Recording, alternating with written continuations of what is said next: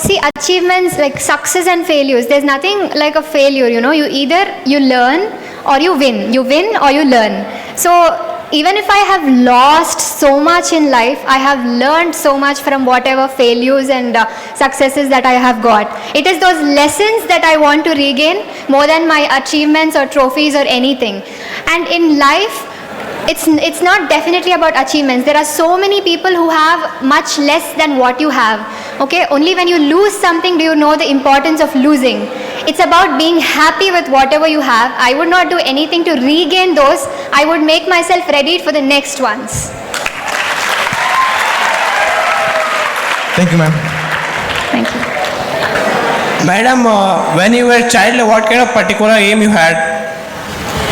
Okay, I always wanted to be in service, like being a doctor was definitely my childhood dream, because I was someone who was like, I don't know, at that age, I somehow liked Mother Teresa. And I used to read about a lot of eminent personalities, be it APJ Abdul Kalam sir, be it Sachin Tendulkar. I used to be inspired by those huge trophies that they got. I also wanted that at some point of stage, but I didn't know how to go about. I wanted to be like them, but I don't know which path to take and what to become. So all I did was just utilizing the opportunities which the world has given me, and just moving about with a disciplined life every day. That was my thing. Right from my childhood, I always woke up early in the morning. My discipline is what made me stand today. And who motivated you, madam, on that time? My mom. So my mom is someone who actually, she worked in US for like 2 years, and then she gave up her job, and then she came back for me. So right from my 8th standard, like she's completely given up on her dreams just to fulfill my dreams. Without her, I am just nothing. Who is your inspiration?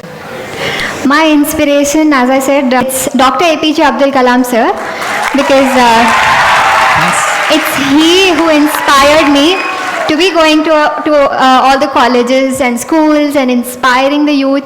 He used to do that, and he actually inspired me to be doing what I'm doing right now. Thanks, ma'am. Thank you.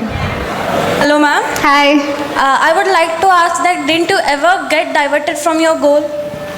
From my goal, okay. So I think for us, the biggest diversion that we ever can have is our cell phones and our social media. That's the only that's the biggest diversion I can say. Maybe because I didn't have a phone or a computer till my MBBS third year, it helped me a lot. It helped me not getting diverted. But at this present stage, I think it is a necessity to have it. But it's about, if you really want to win something, then you yourself will channelize your time, put it aside, and then utilize your time properly. You know how much time you want to use on your phone. You know how much time you have to study. So it's about how determined you are to actually win your goal. Thank you so much, ma'am. Welcome. Good morning, ma'am. Good morning. I think the person who is sitting over here, each and every one, they have the dreams, they want to be successful. But on the contrary part, they don't want to work hard. So what is the message that you would like to give them? I don't know if you're actually depending on luck. Luck doesn't come so easily. So hard work is the key for everything. You may be intelligent, you may be smart, but still if you don't work, you're not reaching your goal. Definitely you have to work hard to reach a particular goal, have a disciplined life, and then time management and proper planning and executing those plans are extremely important. Sometimes luck might favor, but without hard work, believe me, it's very difficult to achieve any goal. Thank you so much. Thank you, ma'am. Ma'am. Good afternoon. First of all, your dance was awesome, ma'am. It was Thank beautiful. you. Thank you so much. And I wanted to ask you that at such a young age, you achieved so much. Even we want to achieve some things, but there are so many restrictions, so many divergences in our life that we cannot achieve what we want to do.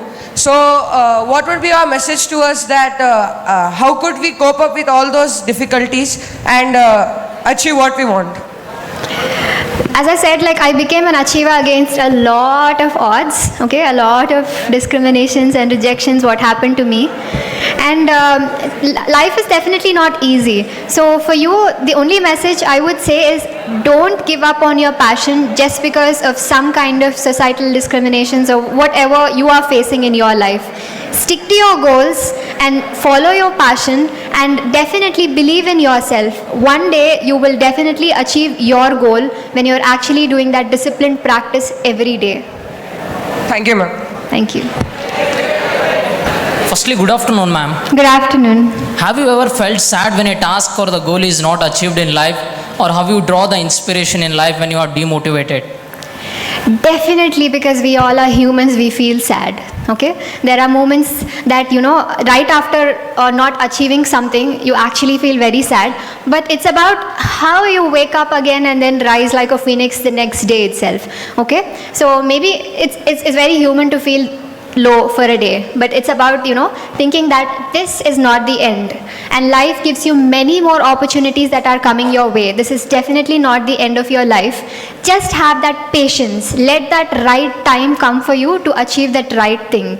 Just have patience, have belief in yourself, and just believe in whoever God that you believe in, and then definitely it's going to come to you someday. Thank you, ma'am. Good morning. First of all, wow, you are beautiful. Thank you.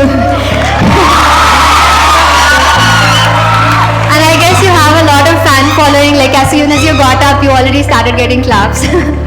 Yes, ma'am. No, since yesterday I was trying to reach you. No one was. Yesterday, for example, ma'am, I asked my principal, can I be a volunteer? Okay. So I can be near you. Okay.